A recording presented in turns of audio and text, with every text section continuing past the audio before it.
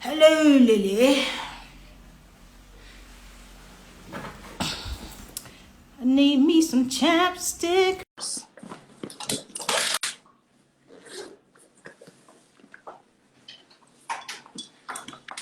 Hello. Hello.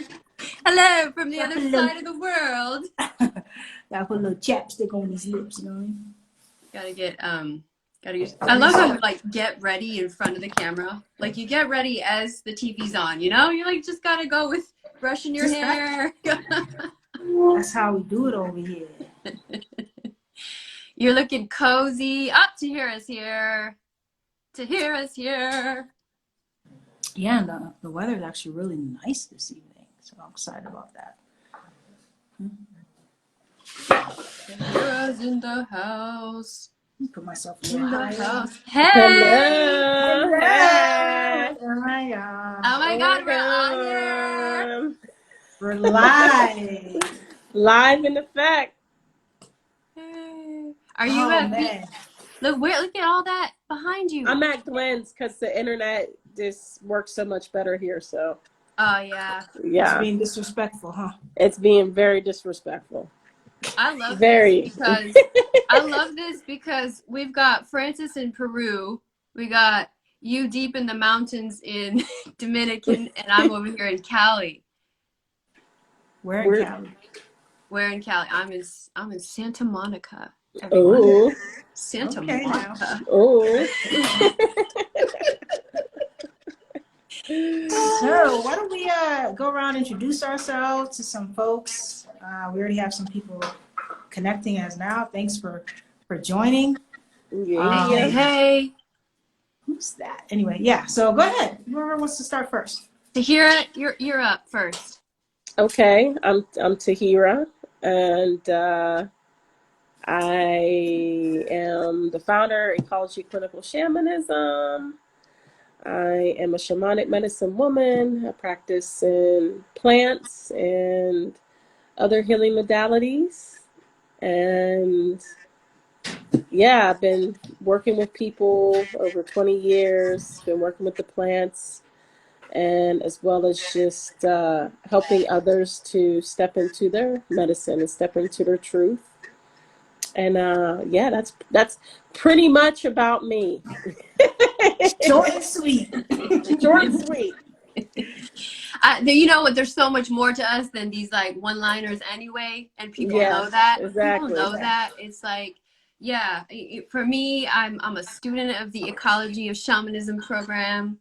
I'm a yoga teacher. I'm an artist. I'm a filmmaker. I'm a creative, and yeah, I'm a student of the plants. That's how I feel. Yeah. Beautiful. Yeah. I too am a student of the Ecology of Clinical Shamanism School. My name is Francis. I also have been trained in clinical therapy. That's my Black background. But now I'm a plant medicine integration coach, helping people process the beautiful magic of the plants.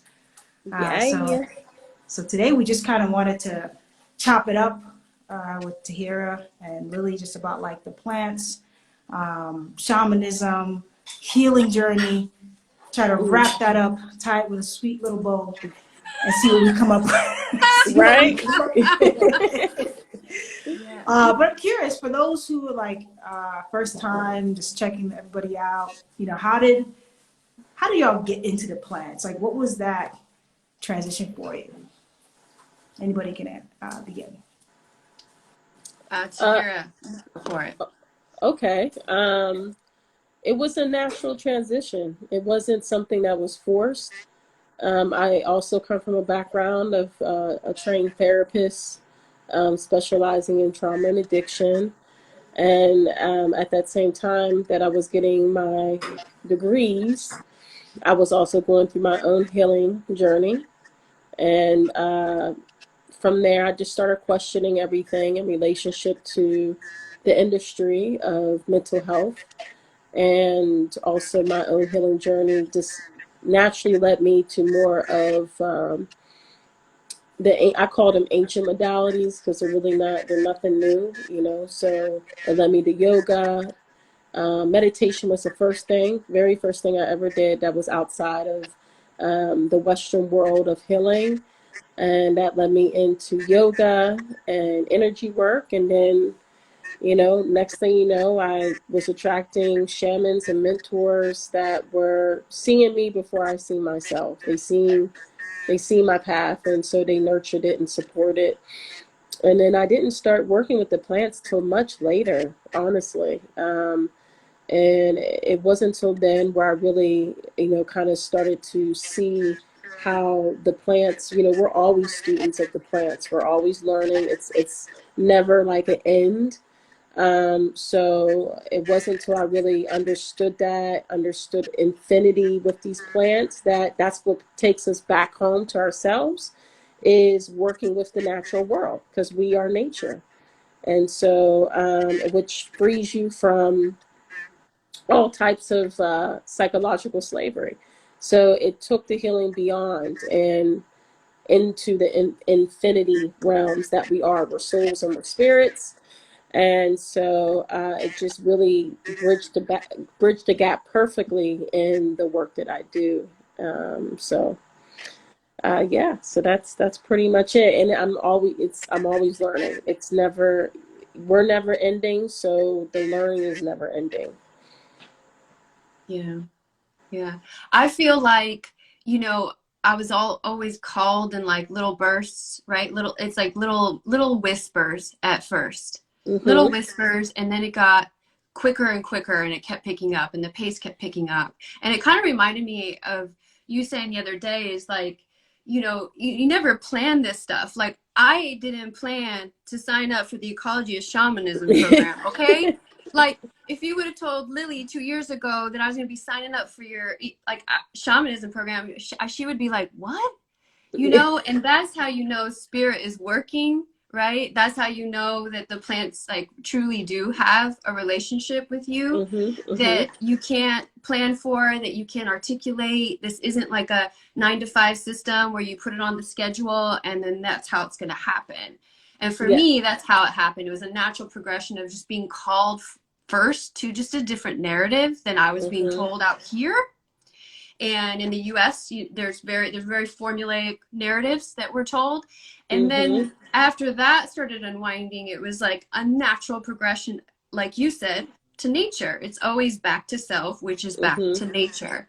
And Mm-hmm. so even now, as I sit here with you all, sometimes I'm like, am I really doing this? So Like, oh yeah, absolutely. That question is like, the more you learn, the more you like, am I really doing this? And it's like, it's always a yes, you are. So just go back and focus in. And so that question is, I believe, that's a natural question to ask yourself, because you realize how deep these medicines can take you. And so sometimes we question our deepness, we question our wisdom, we question our truth, and it could be overwhelming sometimes, So that question makes you want to stop, and it's like, no, keep going, So Yeah. Yeah, for I think all the you, story. oh yeah, I Okay. was gonna say for you, Francis, like I'm actually curious too, because you've been in the clinical world a while too, yeah. and you've been deep in that, and that shift has happened even more recently for you, and I'm curious to know how that's felt in the last couple years. Yeah, I think it's interesting to see how much of the stories are very similar. So I stepped out of the clinical world back in 2013. So just because I just saw like there were limitations to it, and I didn't see my clients getting that much better, Mm-hmm. and I wasn't getting better, and I just needed to figure out my own healing journey. And by doing that, like Taheera says, these people and these mentors and these teachers start just showing up into your life. And when you start to look for a different narrative, a different alternative way to heal, because the traditional methods just wasn't working for me. And I was like, there's got to be something more that I'm missing. And just like to hear, I wanted to bridge that gap, not only for myself, but for my clients. Mm-hmm. And so I took some time off to kind of like figure stuff out, and then went back into the field and was like, oh, it's still kind of the same. Yeah. I was like, oh, ain't nothing changed up here.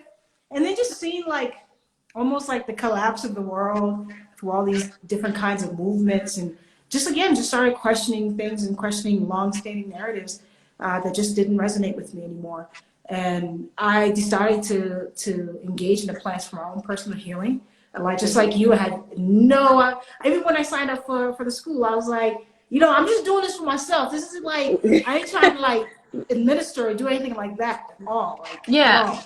And well, here I am. Well, and also what I tell people about you all's process is that how quickly you were all able to just dive in. And that's the beautiful thing when you work with the plants and that divine connection without like somebody telling you how to work with the plants. And it's like, no, like you're going to sit with the plant and you're going to work in that divine connection with the plant. And what I seen was this acceleration that happened with both of you all. Like it was like that, and you're at the retreat, you're holding space, you're ministering. So it just goes to show that the mind has a way of trying to create like all these narratives, but really your soul and your spirit is always on time if you just allow the process to be the process. So Yeah, it reminds me of like the actual purging. The purging of stories happens even quicker in this process, almost to the point again where you couldn't have even foreseen, right? Like I'm used to going into talk therapy and having this many sessions and telling this story that is no longer mine. But then once the plants take over, you have no idea, and you just have to keep saying yes, yes, and owning it as well, and kind of just owning it. And I love the two words you use all the time is devotion, right? Having this intentional relationship with the plants, and also discernment, discernment, and also like who you choose, and discernment just even moving forward with everything. And those become so much clearer with this process. Yeah, absolutely. Yeah, I think it's just like you said, it's just a natural progression, and it just made sense. It felt right, and I've seen enough people go through the process and come out the other side as like it's like a 360, and it doesn't mean that like, oh, I don't have any of these things anymore. Like these things that may exist, but your relationship with them changes, Right. and that's the powerful impact of the plants. Mm-hmm. And so, but I'm curious because sometimes, I hear from folks who say like, plant medicine, at least from the people that I know and people who follow me and all this stuff, they're like, plant medicine, that's white people stuff like that. That's all I even hear. Make no damn sense. And that's what I hear and see, and that's what people say, and they're like, I want to make sure I go to a retreat that's BIPOC and all this stuff, and I don't want to get into the whole black and white thing, but when people see people in these groups, they have a certain perception, and I'm curious to know what you think about that. Well, you already know what I think. Yeah. Well, elaborate. I mean, if you like common sense, people, like let's just tap into common sense. These are plants. They're not segregated. They're not segregated. They all work in an ecosystem together.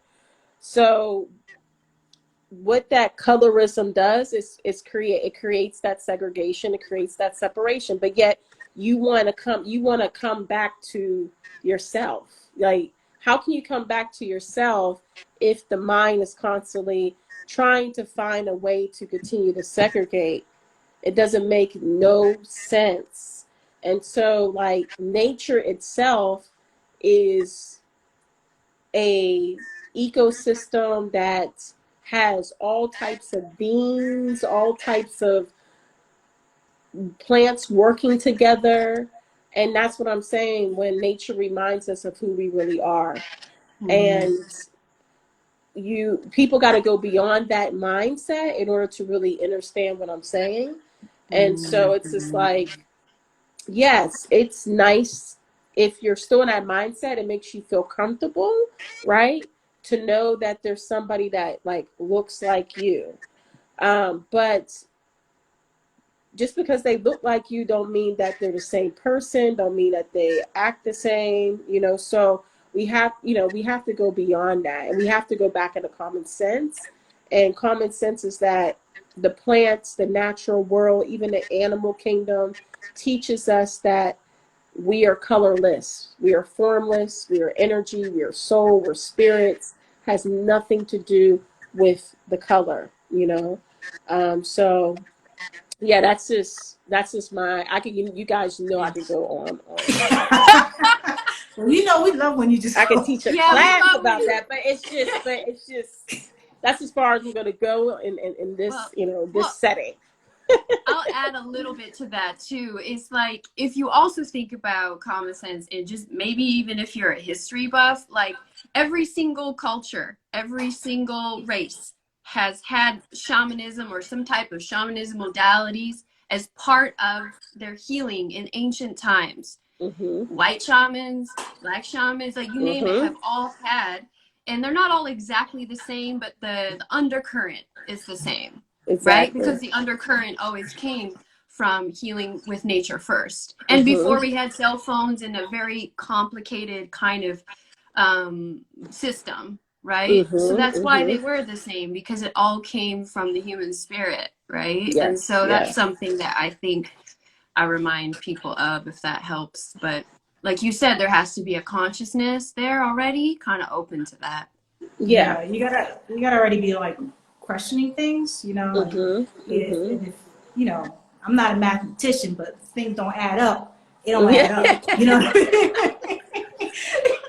mean? And be okay with I think the whole point of this whole process is becoming sovereign. So like being Mhm. okay to come outside of yourself and say, okay, I'm gonna question this thing and be okay not Mhm. needing this thing anymore, and Right. let me explore what it means for myself. I think we've Mhm. just forgotten how to like just explore things for ourselves, Mhm. question things on ourselves.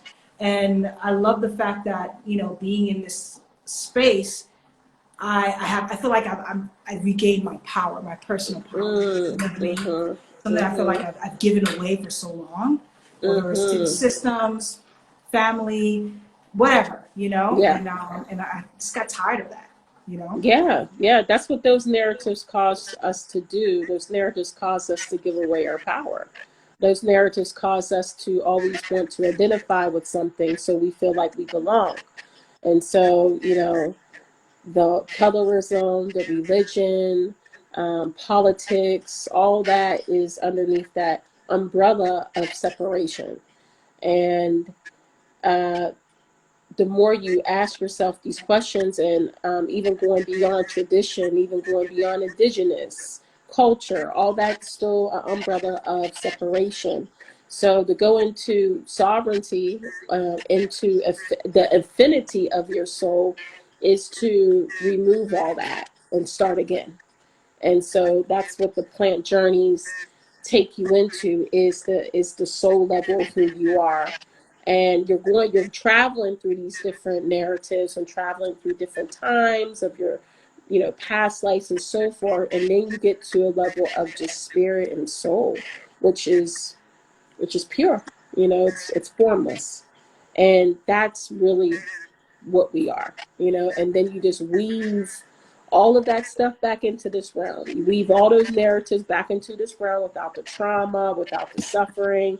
So now you have mastered this world, and you're a mastery of your spirit world. So you master both. Yeah, and let me tell you, when you're in an ayahuasca ceremony, you ain't thinking about who voted for who. Yeah. Exactly. You're not Exactly. That's the caring who's last thing next you're to thinking you. about. Oh, Last thing it's you're so thinking about. true. It was interesting. I was talking to a friend the other day, and she had mentioned that, you know, so she owns this business, and when she hires people, and she always tells people, this is a place where you can really be yourself, you can be authentic. A lot of people are skeptical of that because often employers don't really say that, right? You don't have a space to kind of be yourself. But then the thing that she said, which stuck out for me, was, people say, yeah, down for that, I can't wait. But when the time comes, it's a different story. So I'm curious to know what you guys think about, like, are people really, they say they want to be their authentic selves. Are they, number one, ready? Do you think like people are really terrified to really peek under that hood? And kind of like what gets in the way of that? I'm curious. I would say yes. There's that intention that people want to be themselves and people want to come into that next level. But the shadow plane of the work is real. Huge. It's very, very real, and it creates conflict. Even if somebody wants it so bad, it creates conflict. And I have seen this in Aya ceremonies, like seen it. I'm just like, oh shit. Like, oh, like that person's there, and that person, it's like, it's right there, but the mind just continues to thread into like loops of fear. And it's like not being able at that moment to get through that loop, to untether from that narrative, no matter how much they try. And so one of the things that I learned was that it's not about trying. It's not about trying, and it's really not about healing, honestly. It's about accepting everything about yourself. Everything. The ugly, everything, the dark, everything, and saying thank you to it, giving gratitude for it. And right there, when you do, you're at peace. And that peace is what's going to transform it. It's not like you have to fight it. You have to try so hard. That's it. That's forcing something that is not meant to be forced, just like nature. Just like nature.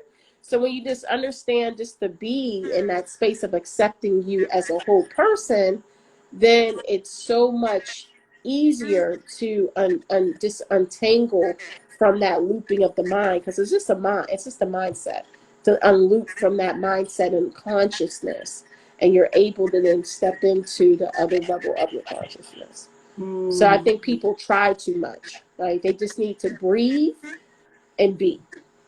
Breathe and be. That's all you need to do. It's like, soon as something comes your way, you see it, you're like, okay, thank you. Exhale, and trust and believe that exhale will move you into the forward movement of your process, versus trying to figure out and the why and the how. It's like, that's creating looping. That's creating a lot of looping. It's amazing that it always comes to the simplest things. Always comes back to it's the always simple. It's very simple. We complicate things because we're so used to living in a complicated system. So we take that complication and we apply it to these plants, and these plants is like, why y'all doing all that? Like, don't y'all see us just kind of like sitting here in our glory? We getting fed sunshine and rain. We getting nurtured by earth. Like, y'all don't see this master teaching right here? And we like, no, we gotta complicate everything. We gotta question everything. We gotta try to add stuff. It's just like. Well, and you're speaking to exactly what I was thinking when Francis asked why, is because I even think of myself, for instance, all of my 20s. All I could see was my anxiety, and then the structure that I built around the anxiety. So to even think that I could just breathe and accept myself and be was not something that I was fed from the outside world, from my parents, from my work life, from anything, right? So I could see how that unraveling and that shadow part is like, wait, do I go over here and stay in this discomfort, or do I try to go over there? Right, exactly. And, so yeah, you just gotta be willing to explore this process on your own. It's like the hero's journey with any movie that you've ever watched. There'll be guides and supports along the way, but be willing to find the courage within to say, like, enough is enough. When you really get fed up of like looping and having to replay the same narratives, replay the same kinds of relationships, the same patterns, you got to get fed up Yeah. and just find the courage to say, all right, I'm going to go on this path and trust that the universe, whatever it is, has my back in this whole process. Because ultimately, you know, like you had said earlier, like we're born pure and then we're like fed all this stuff. And then I also do believe in karmic debt. So it's like, so you have all these loops and generational things going on, and and then we don't realize like we can just go back to that at any given point. Any And given time. any given time, like it's a Okay. choice. It's You know, I have so it's many, just a choice. You yeah, just so walk many people. away. I have You so just many people put like I have. you just put the plate down. Like you just put the cup of water down. I mean, it's really that simple, you know. Yeah. And you don't realize how simple it is. Like I had posted not too long ago about just kind of like my journey, buying that one-way ticket abroad and all that other stuff.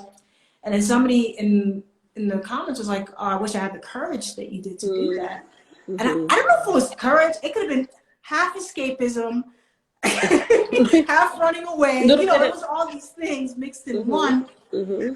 But you don't know how far you can go until you actually go that far. And Yes, so we're too exactly. busy tiptoeing around so many things. And I know you always mention about like, you know, we babysit the trauma for way too long. But we have to see what we're capable of. That's what's missing. Buy the Yeah. damn ticket. Right. Get Right. on the plane. Buy the That's damn it. ticket. That's Bye. it. See you That's it. later. That's it. And like I know with a lot of people also, it's like yeah, that sounds simple, but then emotionally, right? So then they're emotionally entangled with whatever, whoever. But this is where emotions are a separate. We all have these different mindsets. So emotion is a mindset. It's not part of the spiritual journey or the spirit itself. So the whole point of emotions is to move through this human experience with that, but move through the experience with emotional intelligence, not emotional burdens, right? And so when you're able to balance out your emotions, now you realize the emotions are not here to enslave you, that they're not here to enslave you. They're not here to tangle you up. They're here to actually help you to be human, right? And understand this human experience as you're moving in the spirit. And so you merge those together. But that's the other excuse, oh, I don't want to hurt. I don't want to hurt them. I don't, it's like, but you're already hurting yourself when you're not aligning your life to really what you want and what you're devoted to, which is really you. And you are hurting them by continuously to weave them back into the web that you continue to create based upon feeling guilty, or whatever. So it's like it's a not a win-win for anybody. And if we're all here to support and help each other, then that whole level of courage and empowerment got to take place. It's just got to take place. Yeah. So, well, speaking of that, the other day when you were teaching your Rape masterclass, Rape and Sananga masterclass, you pointed out something, or we both were talking about, whoa, we feel like there's this new wave of consciousness coming in right now, and seeing all these women, mostly women, show up on the call of just being called to the plants, and you could feel it. They're like, yes, I'm doing this. Yes, tell me more. Yes, I want another. Yes, give me more of this. Yes, I'm staying here for 2.5-hour masterclass. So, yes. So I just want to know what you feel like it has changed, or what's changed in the consciousness. The goddess. Like it's the goddess archetype that's coming more in the full throttle of what that is. And it's this awakening in all of us in some way, shape, or form. And so when you realize what a goddess really is, what it really means, it's also sovereignty. And it's like really taking, like reclaiming, I don't even like to use that word, but like regaining and reactivating all of your power. And there's no more excuses. There's no more excuses. None. And so there's a part of the consciousness that is like coming in so strongly. To ignore that voice, it's like I always say, to ignore your highest self, it's a disrespect. Like, why would you do all that work and not keep going? So, and that's what the goddess voice is. The goddess is like, oh, so what? This is it? Like, I thought you wanted more than this. I thought we were going all the way. I thought we were going all the way. So the consciousness, part of us in this, whatever you want to call it, golden era, age of Aquarius, this new level of consciousness is awakening the goddess, which was part of like the prophecy or whatever. It's part of, why women are called to step in, why women are called to come back to shamanism, come back to the natural ways of healing. It's all part of it's all part of the flow of this process. So, and we're just at that. We're at that. It's like the rebirthing of it, and I'm loving it. I'm loving it. Like, I was like, yo, like I was not expecting all those people for a Rape and Sananga class. I'm just like, okay, y'all serious up in here, and staying on and asking questions, and it's beautiful. It's beautiful. So, Mother Nature is calling the goddess back to be like, listen, y'all were here, but y'all were technically here before anybody, just so y'all know. So let's reverse this so we can get this thing back in order. Hell yeah. Yeah, that's true, because the order and the way in which it's been before hasn't worked, and we're all like on the same page, and we know that. And it has to be different, and it might look messy or different or more flowy or whatever, but it's powerful. But it's powerful. It's powerful. So. And what's happening when more of us come back into that power, it rearranges the order of the masculine. So it's like, so we got to remember, like, we're, goddesses, we're the all, we're the wholeness, like, we're the wholeness. So it's like that divine masculine and that divine feminine is being rebalanced, within us in order to serve in that more harmonic way again. So, like, this is ancient wisdom coming back online. Yeah, and I always think about what's going on right now, just collectively, just feels so, I mean, this is so different than any other time in our lives, and it feels so heavy and powerful and all these things. And then I think about, I wouldn't have it any other way than to go back to the ancient practices, right? To help ground me and lead me to the next point. I wouldn't have it any other way. I don't want to go back to how it was 2 years ago. I don't want to go back to any of that. So that's how I know, even though I sometimes have that scared part of myself coming up, like, wow, you're really going for it. You're just really jumping all in. It's like, well, would you have it any other way? And it's like, no, I wouldn't. Yeah, once you move past a certain point, there's no turning back. There's just there's none. Like, you just have to keep taking that step forward, because then you realize, oh wow, this is like bigger than myself. You know what I mean? Like, this is it is. This is a different kind of collective, right? This is a different kind of collective movement, and if we don't do it, if we go back into our turtle shells, then what else is there, right? And even just on a personal level, it's like, listen, I'm trying to interrupt this karmic debt. You know what I'm saying? I ain't trying. I don't want to be back. Yes. No, but all seriousness, like, it's like, if you had a choice, which you do, like, which would you choose? Yeah, your ego just wants you to go back Netflix and chill, and you're like, no, I'm like, right. I need to get off that couch, and I need to go out into the world, into the wilderness. And that's the lazy, and also I would say the easy way out is to go back to Netflix and chill. But when you accept that life is intense. Like, when you accept that as, like, life is intense and I'm all about surrendering to my peace, that's the balance right there. So when things happen, you stay in the center, and because you accept that this life can get intense, you know. So even going into the medicines, like, you know, Aya and, you know, rape, you get that nice rape dose. That's what the rape dose is there. The rape dose is to remind you it's intense up in this thing, just so y'all know.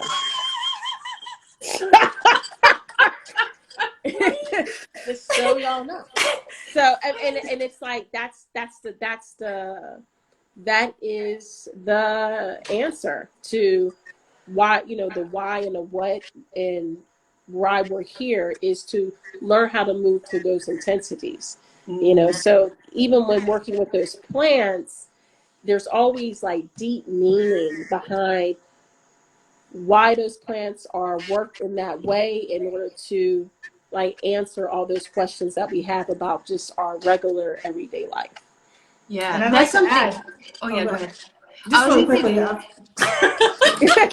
say, really quickly, I would say it's intense and we're well equipped to go through that intensity. Yes, well, absolutely. And good. that's exactly right. Exactly right. That's what we have to remember. Otherwise, we wouldn't be here. We would Yeah, not be here if we weren't well equipped. Absolutely. good point, Master Fran.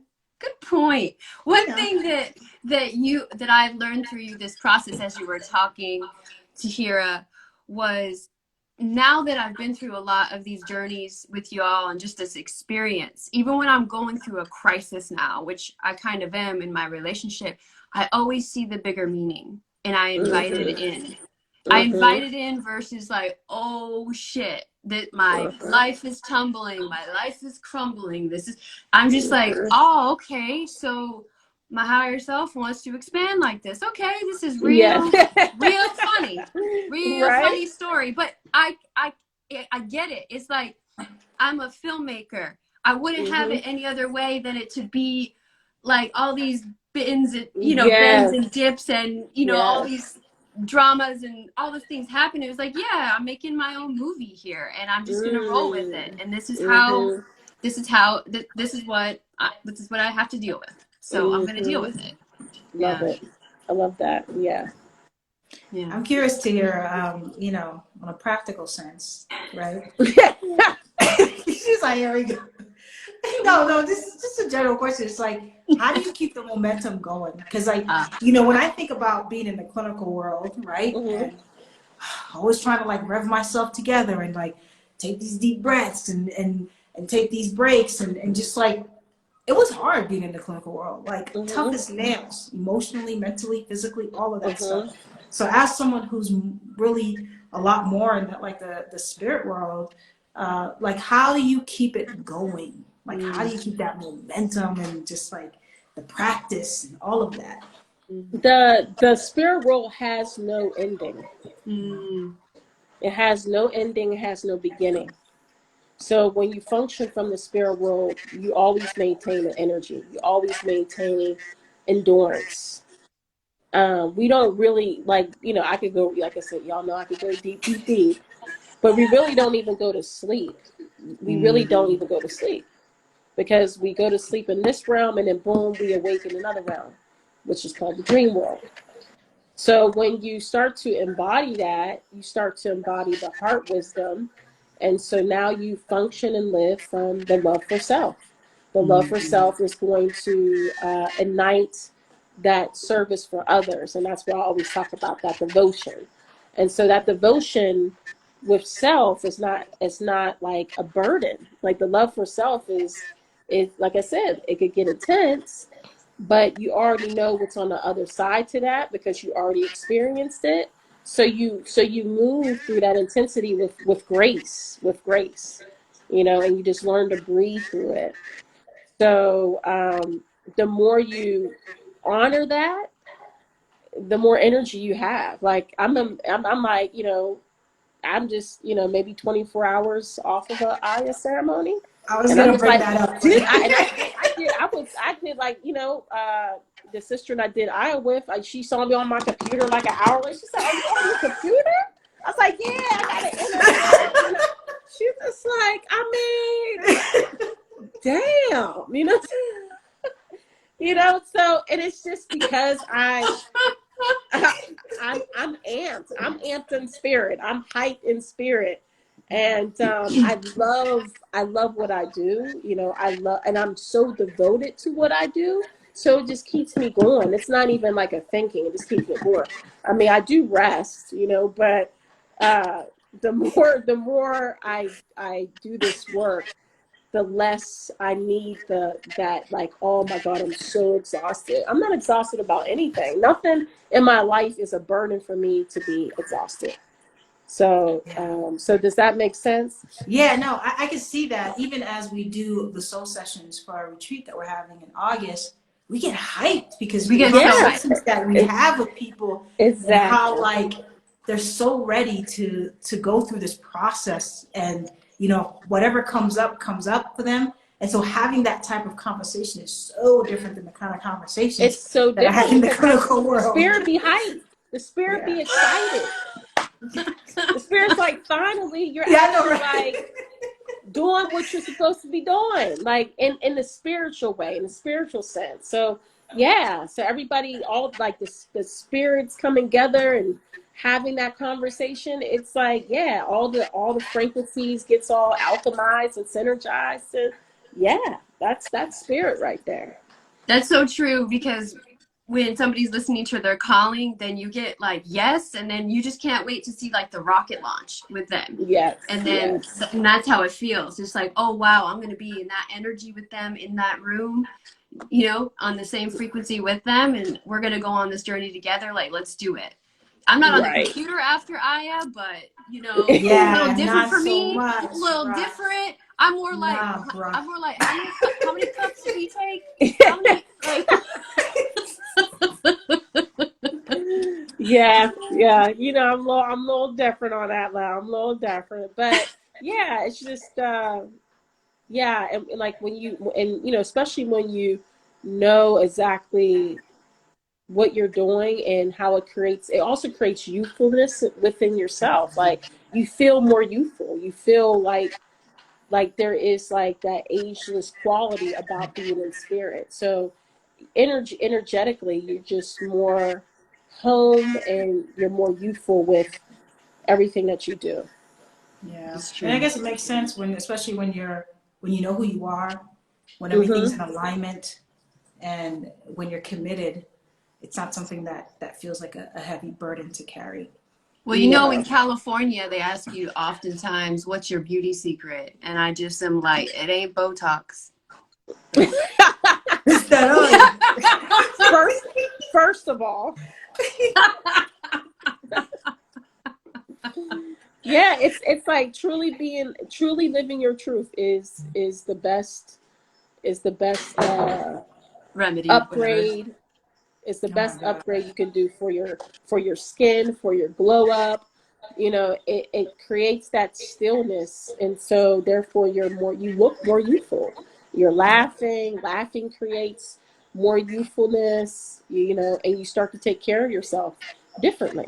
And you dropped off a bunch of baggage that you didn't need, you Yeah. know? Mm-hmm. Mm-hmm. Whether it was Exactly. in the toilet or whether it was in the spirit world, it doesn't matter. Doesn't Right. matter. It's just Exactly. baggage. So Exactly. It's this energy that no longer needs to be there. yeah. Exactly. Yeah. I love that. I love that. Let me see. You have any more of your beautiful questions, Francis? You always ask she always asks like the zingers where you're She like, has really good questions. yeah, she does. Like, Those you think it's groundbreaking questions. totally, yeah, groundbreaking questions. It's never like a medium or a small one. It's always like a zinger where you're like, whoa, I got hit with that one. So Well, we're already very obviously biased to this whole experience, but I had somebody in my DMs, a friend, an acquaintance, and we were having this conversation about the plants, and he had never done plant medicine or anything like that, but his perception was that plants are dangerous, like to give your power to the plants, and there was some things we agreed upon, there's some things we Mm-hmm. just did not see in Mm-hmm. alignment with, but his idea was like people have a tendency to like give their power to the plants and think Mm-hmm. and forget that they have their own power. So I don't Mm-hmm. know if you could speak to that a little bit about like plants being dangerous or getting confused with the idea of like the plant is where I get my powers from or something. Yeah. Right. Right. Yeah. It's a consciousness. It starts with the consciousness. So if somebody's consciousness is still in a level of worshiping, for example, and which means that they're constantly worshiping something, then they're going to go into the plant medicine expecting that medicine to heal them in some way. um, where plant medicine, but the medicine or the substance is just a reflection of her own power. That's what it is. It's just a reflection of her own power. So that way you're not giving away anything. You're not giving away anything. So what makes it dangerous is the mindset. It's not the plants, for goodness sake. It's not the plants. It's the mindset that goes into taking the plants. Okay. So, and we just got to speak on facts around why the ancients utilized these plants to not only master this realm, but master the cosmos. You know, there is a level of there's different levels as you're working with these plants at a deeper level that take you into these worlds in order to learn, in order to be scholars and so forth with yourself. But it comes back to that all is self. It's always the all is self.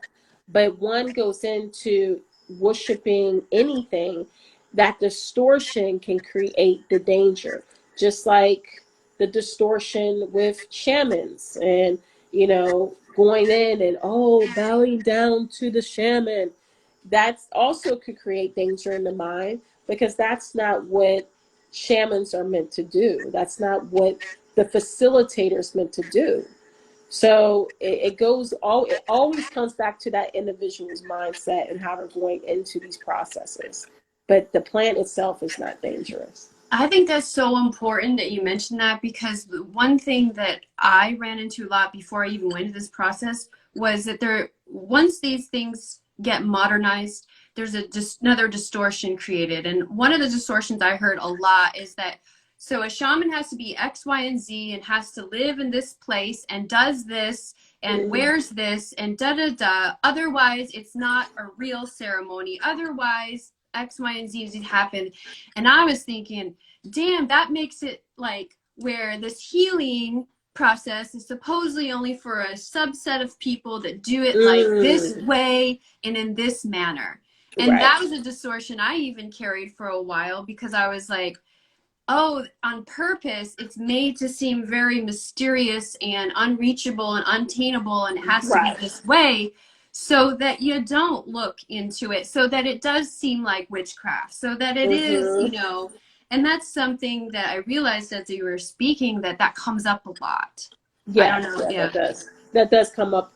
It comes up. I mean, especially me. Me in my form and going through these different levels of initiations. That consciousness can come in. It doesn't come in too much anymore, but it can come in, and that's not what shamanism is. Shamanism is a consciousness. It's not something what you look like, what your accent is, if you have a feather in your ear, if you could drum, if you lived in the jungle. That is not what the consciousness means. It's all about different levels of initiation into the spirit realm. That's what the shaman is a master of, learning to balance between the physical and the spirit realm. So you could be in New York City and be a badass shaman. You could be anywhere and be a shaman and be on that level of consciousness. What creates, the reason why the dialogue around going back into the jungle is because nature is that it's the most potent, it's the most clearest example of who we really are. So yes, a lot of us be like, we out. We going to go live in the jungle, live in the mountains, we out. Because all that static, right? That static can create distortion. And so the more you're in nature, the less that static is. And it keeps the conscious clear and clean, and the messages just come in like that, you know. But as far as what it looks like, again, like you said, Lily, that's not shamanism, you know. That's part of their culture, that's part of their tradition, that's part of how they express, just like everything else. And they have their traditions that they hold and they respect. But as a goddess and as an alchemist, you have your own traditions. You have your own way working with the plants. And that's what, you know, you guys know, that's what we're about. We're about that sovereignty. That's really what it's about. And so, yeah, that's just something that we got to continue to, you know, just reiterate, have more conversation about. But I believe with the things that we're doing in the school, as well as other people doing things, that narrative is going to weaken, because they're going to see, okay, it doesn't matter. It doesn't matter what this person looks like. It's the wisdom that this person is holding. It's how they are functioning in life is what's creating that frequency, not what they look like. Damn, that's mic drop. Mic drop. Damn. Sorry. Just damn. Preach. I mean, Preach. Well, before we leave, your next school that you have, Taheera, I know, I can't. The next school you have it closes when? Next month? Next Ecology? Yeah, so the last week to sign up would be the week of the 28th. So if people want to jump in, I'll be doing interviews the last week in April, and then the classes start May 3rd.